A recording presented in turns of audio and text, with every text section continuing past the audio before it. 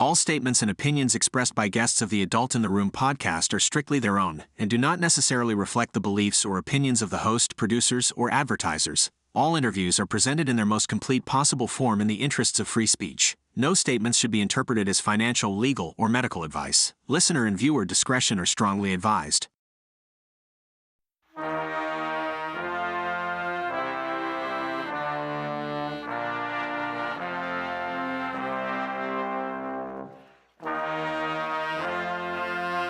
It's the Adult in the Room podcast with Victoria Taft. That's me. Welcome to the Adult in the Room podcast. I'm Victoria Taft. You know, Joe Biden can't even hide his whoppers behind his obvious senility anymore. And he's actually got people writing these words for him. The White House issued a statement which read in part, this is in March, this week, the FBI released data showing that crime declined across nearly every category in 2023. And last year, we had one of the lowest rates of all violent crime in more than 50 years. And the murder rate saw the sharpest decrease in history. That's good news for the American people, he wrote. And you know, it would be if it were true. But how does that square with what we're seeing every day? We've got retail theft operators, continuing criminal enterprise businesses, open air drug dealing, people dying, literally dying on the streets, and letting criminals into the country without checking them. And then, you know, those knockout crimes going on in New York City. And I mean, how can the perception of Americans be so completely at odds with what Joe Biden and his administration say the crime stats are? And how could crime be going down? Well, guess what? Crime's not going down. And John Lott, of the Crime Prevention Research Center, uncovered the shady crime numbers. And he's going to lay that out for you today and why they don't jibe with what we know, what we perceive, what's on the news locally, and with national numbers. And John Lott, welcome back to the Adult in the Room podcast. How are you? Doing great. How about yourself? I'm hanging in there. We're hanging in there. It was good to visit with you. That background of yours is gorgeous. Well, a funny thing happened on the way to counting crimes. You found a scam with the numbers. What happened? Well, I'm not sure it would be a scam, but it's basically, I'm not sure most people kind of understand the different crime numbers there and what they mean. So what the media relies on are these FBI uniform crime reports, which deal with crimes reported to police. But we know only about 42% of violent crimes are reported to police, and only about 32% of property crimes are reported to police. And so for the last 50 years, we've had something called the National Crime Victimization Survey, which surveys a whopping 240,000 people each year, to try to get information on what happens to total crime, reported and unreported. And so they'll ask people, 40 questions or so about each crime that has been committed against them, if they are victims, and ask them questions like whether they reported to the police. And what you find is that since 2020, this measure of total crime and the FBI's measure of reported crime have gone in opposite directions. If you take the numbers for 2022, for example, while the FBI says that crimes reported to police fell by about 2%, the National Crime Victimization data shows about a 29% increase in total crimes. So that's a pretty dramatic difference that's there. And I think there's a lot of problems that appear to be occurring with regard to the FBI data. So even if you kind of measure the reported crime from the FBI with the reported crime from the National Crime Victimization Survey, those are going in opposite directions. You've seen big increases in the number of reported crimes over the last couple of years in the national crime victimization data, whereas in 2021 and 2022, after the big increase in 2020, you'll see the FBI reported crime numbers fall.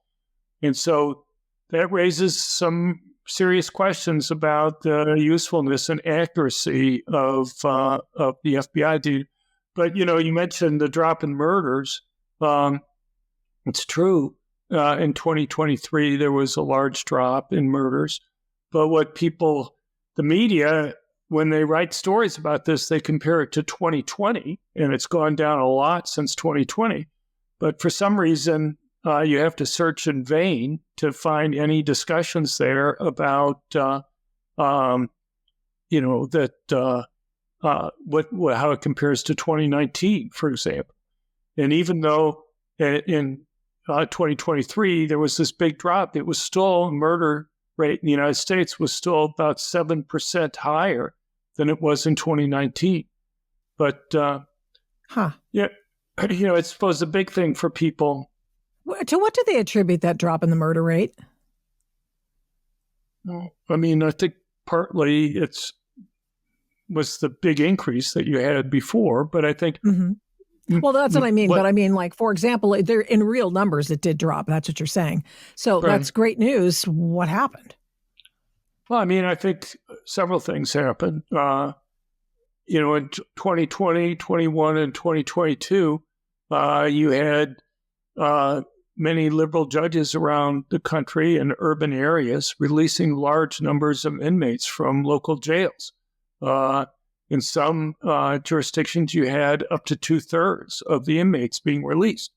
And, the bizarre thing was there was really no reason for that. The people that you have in local jails are individuals who are like from 18 to early 30s. Those weren't people that were at risk. You're not talking about over 65-year-old people in the jails there. They make up virtually none of the prisoners that are there. So even in 2020, when it was clear that those people there were not ones that were at risk, they were still being released in large numbers by liberals there. I think some police departments have begun to hire again, though it's going to take a while for them to get back up to speed on it.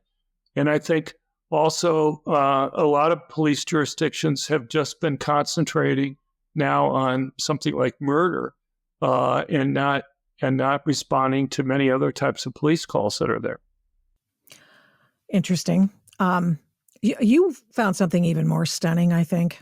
For me, it's more stunning in these sort of disparity between our perceptions and actual crime numbers. And that was that these reflect a breakdown in American institutions.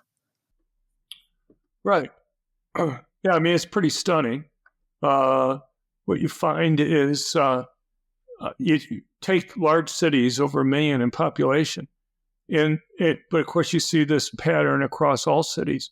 But in these large cities, you'll have, something like 44% of arrests for violent crime resulting in 44% of violent crimes resulting in arrest. But it started falling in 2020. And by 2022, it was down to 20%. That's 44% of reported violent crimes. And again, not all crimes are reported. Most of them aren't. All the way down to 20%. That's over a 50% drop. And just to phrase it another way, if you look at arrests as a percentage of all violent crimes reported and unreported, what you find is that only 8% of violent crimes resulted in arrest. Only 1% of total property crimes reported and unreported resulted in arrest. And just because an arrest doesn't mean that somebody's charged, let alone prosecuted or convicted. And so in large parts of the country, you don't have anything to worry about in terms of, criminals getting caught. They're just not good. They're not at risk. Jeez. Well, and when they say out loud that they're going to fail to arrest people and it's instead of retributive justice, it's restorative justice, then they know, hey, it's open season on everybody in Portland and Seattle and San Francisco. Do you see that there's just recently, and this is another one of those reasons why people don't believe that there is a drop in the crime rate, because there's not a drop in the crime rate. And, there's this gal who just got arrested. Finally, after 4 years, gets rolled up by the San Francisco PD. And what was she doing? She was walking into Target and stealing stuff in the self-checkout. She stole $60,000 worth of merchandise as part of a retail theft operation. And they finally decided to prosecute this chick. Now, there's, it's just one of those head shakers. What do you think? How much do you think decriminalizing drugs has caused people to just sort of lose faith with their governments, going to get bad guys?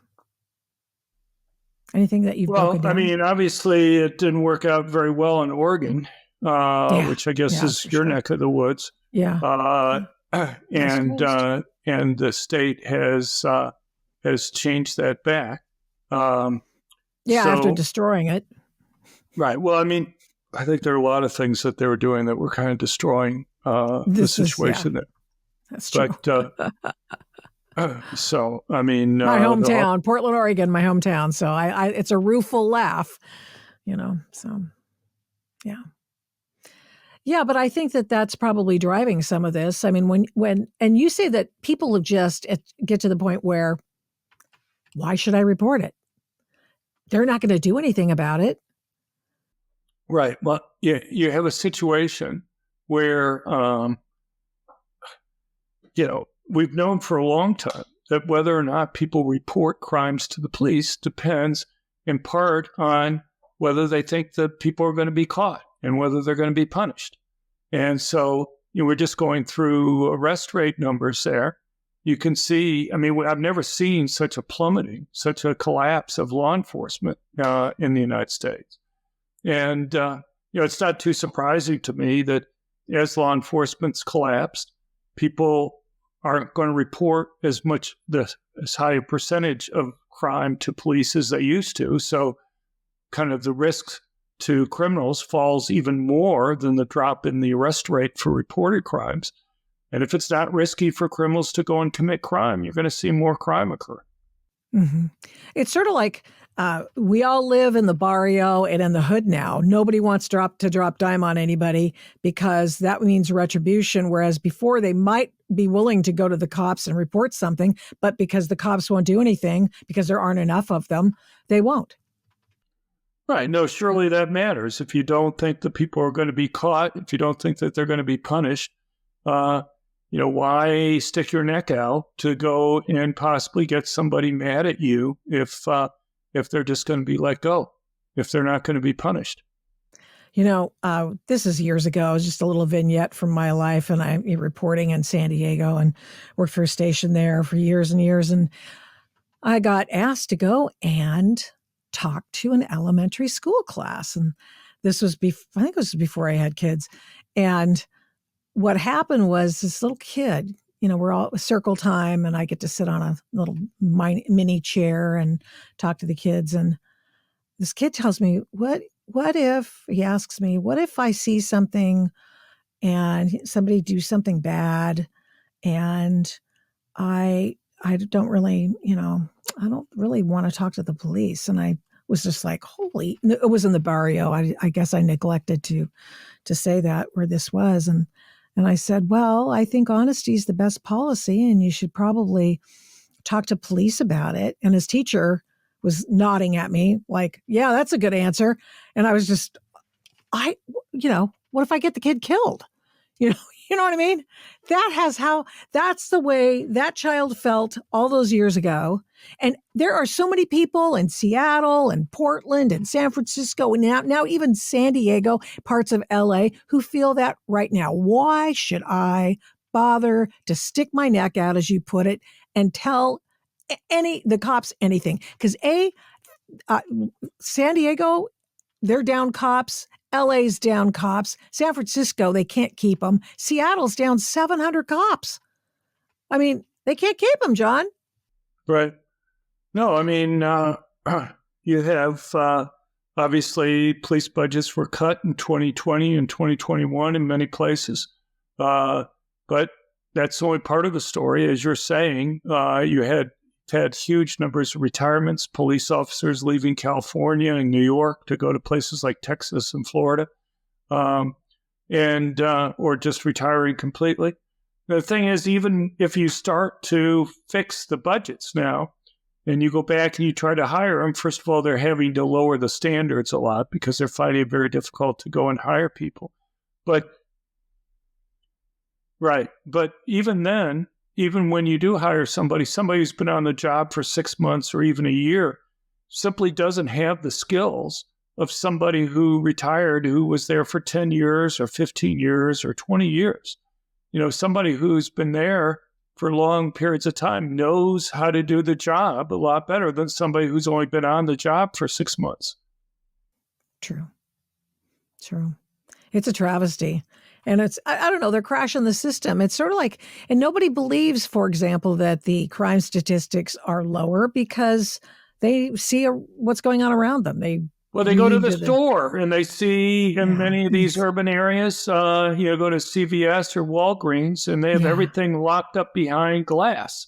Yeah. You have to go and signal for somebody to come and unlock it for you. And then they have to stand there with you while you go and you try to read the packaging that's there. Yeah.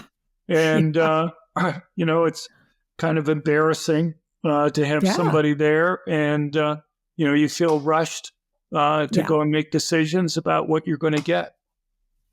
Yeah, that's so true. Well, it's for that reason that a lot of people, they look at numbers, or the president, as he says, all these statistics are just, crime's just great now, ever since I was president, and now people don't believe that, like they don't believe the inflation numbers, and they don't believe that things are higher priced and that sort of thing. And all across the country. Even using the government inflation numbers, Biden wants to go and say that wages have gone up, and that's true. Wages have gone up, but not as much as inflation. Right. And so people see that their paychecks don't go as far as they did before. Yeah. They see things like, Biden going and claiming, well, inflation was 9% under Trump. And even ABC News had to do a fact check on it and say, well, it was like 1.4% under Trump. 1.4%. And the 9% was under you, Biden in 2022. And terrible. And even then, they've kind of changed the way they report these numbers. You go back 20 years ago, what they would do is they take the current monthly rate and extrapolate it out to a year. Now what they do is they take what the inflation has been over the last year. And for a while, that protected Biden because, it took a while for him to build up the inflation numbers. You had the very low rates under Trump. It didn't really start to pick up until like August of 2021. And what you saw is that, when it got to 9% in the middle of 2022, if you had just taken the rate for that month and reported as they used to report those numbers, you would have had something well into double digits at that point. But of course, it's kind of worked the other way on the way down, and it makes inflation for a while seem relatively higher than it is because of the fact that you had those high rates in 2022, for example. Mm-hmm. No, you're a trained economist, aren't you? And you are a numbers cruncher, and you've been in all kinds of highfalutin, fancy dancy jobs. And so when he likes to talk crime statistics, and he talks about the effectiveness of being an armed individual, how that affects crime rates. But John actually has portfolio with respect to the economic numbers too, which I appreciate always. And so, well, one of the things that going back to the crime numbers, is all across the country, you alluded to it, it's the district attorneys that are all part of the George Soros DA's project. We've had the Secretary of State's project, we've had the Attorneys General project, and now we have the DA project. And systematically, George Soros has taken it upon himself and his vision for the world, for the West, and because I don't think he likes the West, to break down institutions, to make it easier for people to get out of prison, get out of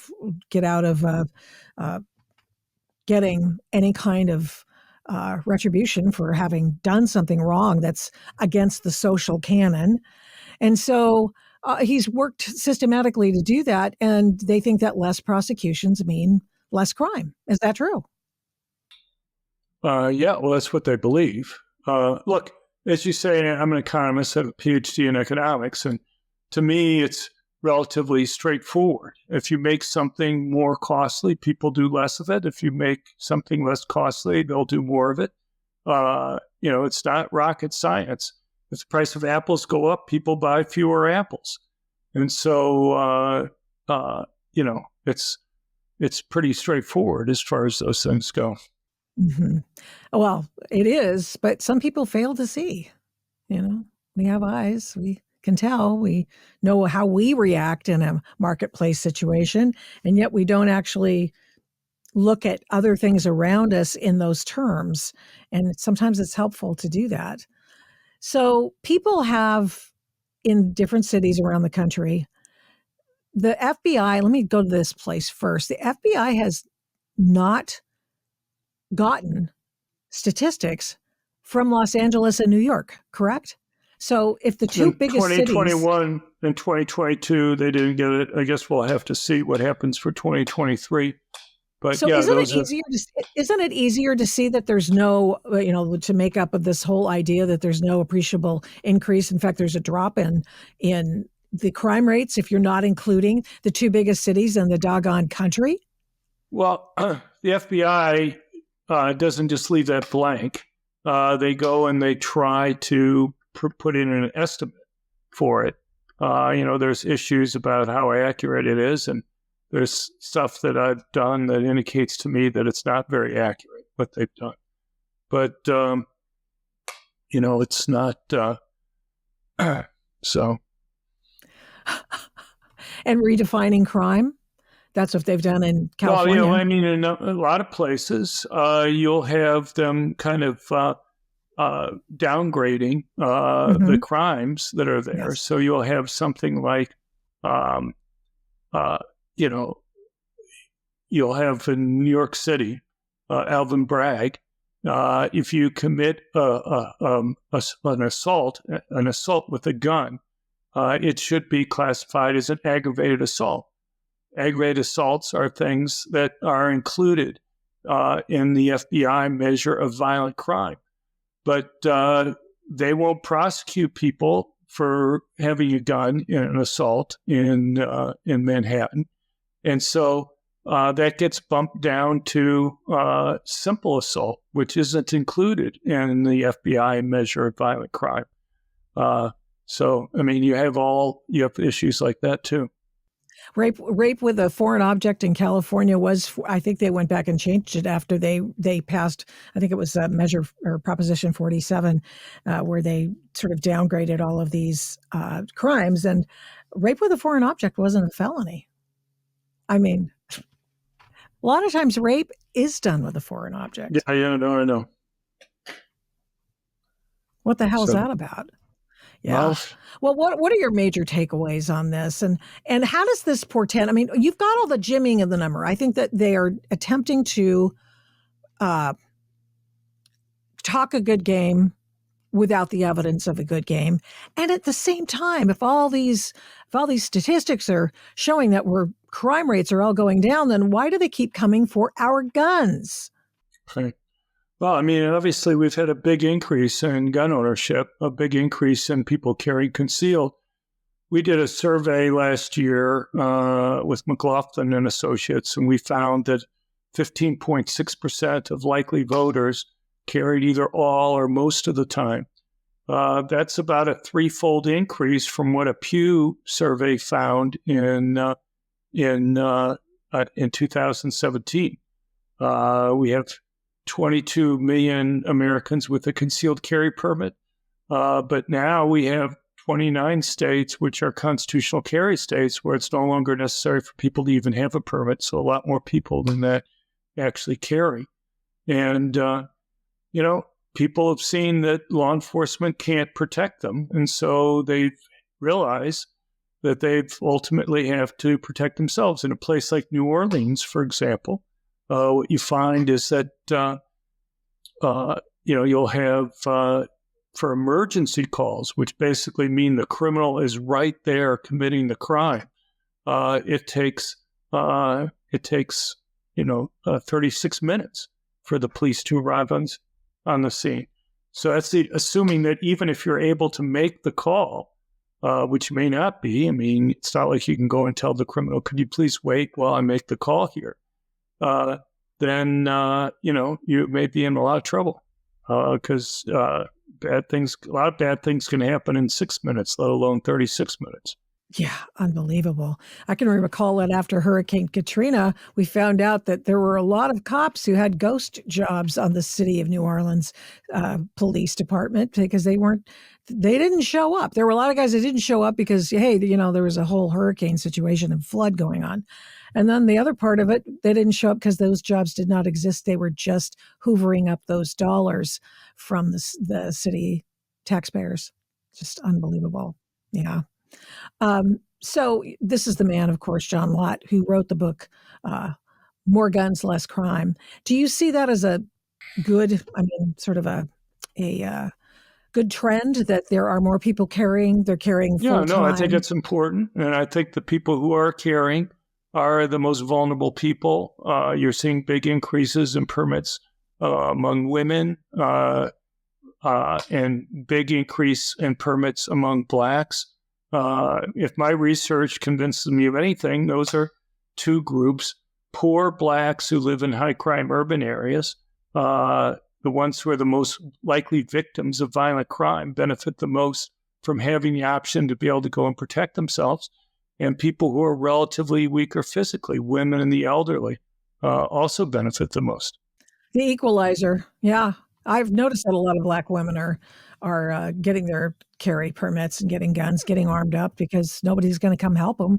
I know before we go, one of the things that I know you're concerned with these days is how artificial intelligence covers these kinds of issues that informs the internet. And you're worried that, things aren't on the up and up. Tell me what you've found. Well, a little while ago, and people can find this on our website, we went to the 20 AI chatbots that are there and asked them a series of statements, whether they agreed, strongly agreed, disagreed, or strongly disagreed, or were neutral on it. And there were questions like, do you think higher arrest rates and conviction rates reduce crime? Do you think longer prison sentences reduce crime? Do you think voter IDs reduce vote fraud? Do you think the death penalty reduces crime? A series of questions like that. And except for Elon Musk's Grok, and who kind of on average gave what one might call more conservative answers on it, and Francis Mistral, which was neutral on average. Some ones it gave a liberal answer to, some it gave a conservative answer to. All the rest of them gave consistently left-wing answers on it. Two of the worst were Facebook and Google. When you ask Facebook's Llama, do you think higher arrest rates and conviction rates reduce crime? They strongly disagreed. They argued that higher arrest rates and conviction rates, kind of similar to a statement that you made a little while ago. They said basically there's no effect on crime rates. So obviously, I disagree, but I think it has an impact. How has crunching these numbers? This has been an interesting career choice for you, I think, and how you've been, I think, vilified and just for telling the truth, just saying what the numbers say. How are things going now? Well, things are going okay right now. I mean, I left academia. I mean, I had positions at Stanford, University of Chicago, the Wharton Business School, Yale. But for the last decade, I've had my own center that I've set up. And so, anyway, things are going okay now. I'm going to have to get going now, but I greatly appreciate you having me on. It's very nice. It's great to talk to you again. Yeah, it's great to talk to you too, John Lott of the Crime Prevention Research Center. You take care and hang in there for just a second until we upload your feed. People can find more at our website at crimeresearch.org, crimeresearch.org. Thanks for listening to this episode of the Adult in the Room podcast. To keep the programs you like to listen to, please rate this podcast with a fantastic 5 stars on your Apple Podcast app every time you listen. And give me a great review. Plus, of course, subscribe to the podcast. It makes a difference with the big tech algorithm and the big tech oligarchs, and it makes us easier to find. Please get in touch with me on all the big tech stuff. Yeah, we're still there. Using the names Victoria Taft or the Adult in the Room podcast on MeWe, Parler, Minds, Facebook, Twitter, and Instagram. Thanks to 1ACast for imaging, editing, and production. The fantastic song is Gospel by the March 4th Band of Portland, Oregon. Music for Antifa versus Mike Strickland is Ride or Die by Raps by RC. The Adult in the Room podcast is also a production of Flamingo Road Studios. Remember, head up, heart out, and strive to be the adult in the room. Till next time, mischief managed.